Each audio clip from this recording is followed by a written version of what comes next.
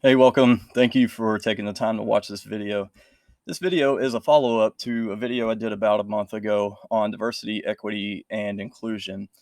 And you don't really need to watch that video, but if you've seen it and are familiar with it, you'll know some of the points that I made. Well, this is a study that just came out of the Yale School of Management, which largely confirms everything I said in that video.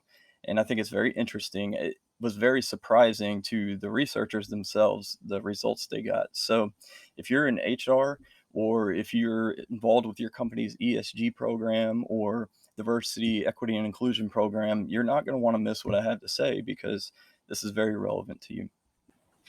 So this study was performed by Anita Raton from the London School of Business and Oriane Georgiak, who's with the Yale School of Management.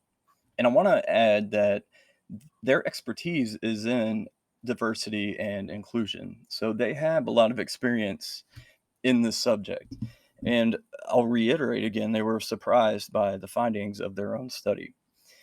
So I want to give you the TLDR version or the wave tops. I'm going to link everything down below. This is an actual article that was published in the Journal of American Psychological Association. Now, the study was all about making the business case. So a lot of companies, in fact, 80% of Fortune 500 companies, which is the group that these two researchers looked at, they have a business case posted for their diversity, equity, and inclusion programs. And what this has found is that it has actually alienated people when you make a business case for the reason why it's good for diversity or the reason that you support diversity. It really comes off as shallow, and it comes off as really the only reason you like this is because it's good for business. Professor Georgiak says this, in fact, this argument suggests you're not actually interested in gender diversity per se. You're interested in it only as a means to an end, which is increasing profits. So, what they found was when the company had a business case for their diversity and inclusion program, minorities or underrepresented people were turned away and they felt alienated. And this is because they really felt that the company was going to be looking at them through the lens of whatever identity the company was trying to boost their numbers of. And this really kind of threatens people. People don't like to be viewed as the color of their skin or their sexual preference.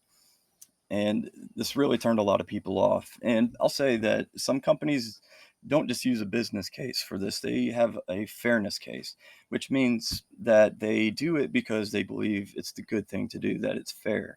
And I will say that applicants were turned away half as much with the fairness case as they were with the business case.